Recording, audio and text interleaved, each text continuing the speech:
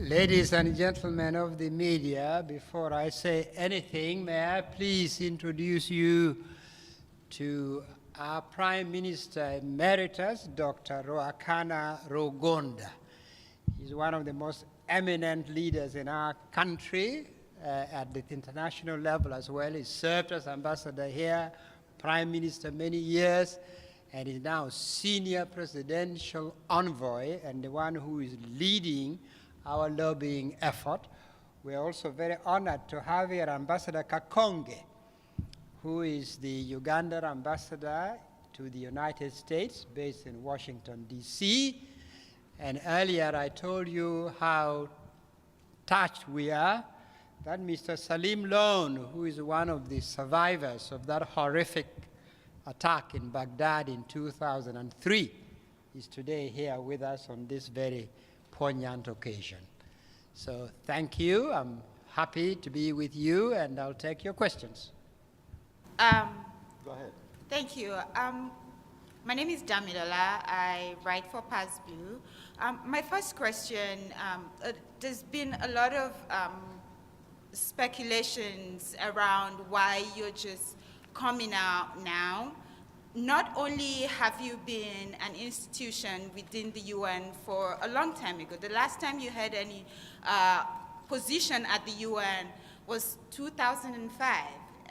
Not only are you 2 decades late, so to say, for this race, but also you joined the race itself when the process had progressed substantially. If you could talk about that, would be great. Thank you.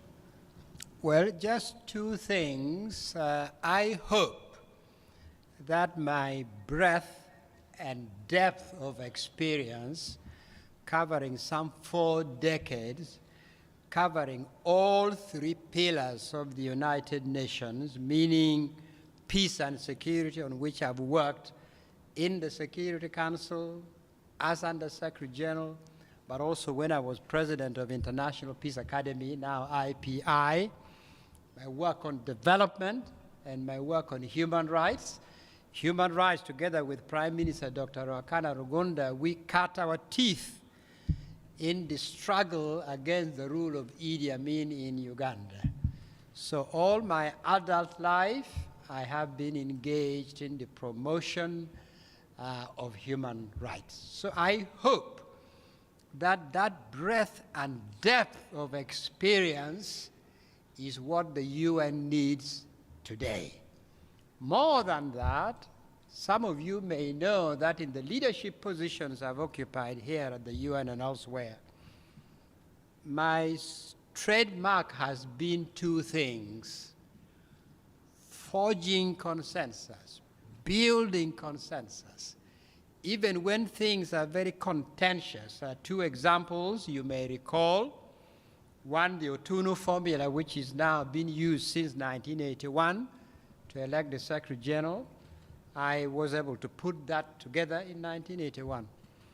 2, in this very hall, in this very hall, the General Assembly, 1983. You may recall in October, in the middle of the General Assembly, we had the Grenada crisis. The government was overthrown, new forces took over, the president was killed, and we had 2 delegations turn up here to represent Grenada. At that time, I was the chair of the Credentials Committee, and it fell to my lot to work out something to get the General Assembly out of a 3-week paralysis that had befallen the General Assembly. Later again, when I was Under-Secretary General working on the issue of children and armed conflict, previous to my pioneering work, the Security Council preoccupation was essentially about the security of states. Nothing wrong with that. That's what the Charter had provided. It fell to my lot to forge a consensus, to build a common position within the Security Council to incorporate the most vulnerable segment of our population, children, in situations of conflict, and women and other innocent civilians.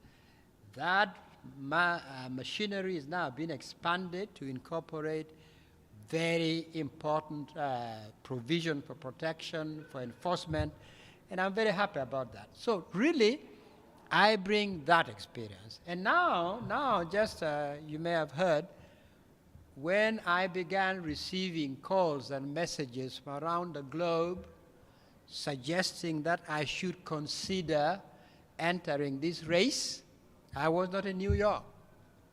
I was not in London or Paris. I was not even in Kampala. I was deep in the womb of the countryside in northern Uganda. Why? Because as you may remember, very few places suffered as northern Uganda as a result of 20 years of war and encampment. This is the place that you remember the Undersecretary General for Humanitarian Affairs once called the worst forgotten crisis in the world. So for the last 5 years or so, I've been working together with others, with the community, building a non-partisan, across-the-board movement to restore, to rebuild, to resuscitate this once progressive, dynamic society, which is now a shadow of its former self. So I would hope that these body of experience, which is probably unusual in their breadth and depth, might be useful for the UN and international community at this particular moment. Let me say also, when I say to the members, the UN can no longer bear the full burden of what has been placed on it. The UN should look to share, to partner with others, especially regional groups. When I was at the UN and when I was at the International Peace Academy, part of what I did with various regional groups was building that partnership. So I would hope that when we are looking for a Secretary General who is active, who is engaged, who knows the permanent members, knows the membership, has actually had a track record of building consensus and proposing innovative solutions in difficult situations, I would hope that members might have a favorable look at my own background. So that is the answer to the questions you asked. Your Excellency, also the UN right now is going through its worst financial crisis in decades. You've talked about innovative things that you've done in the past.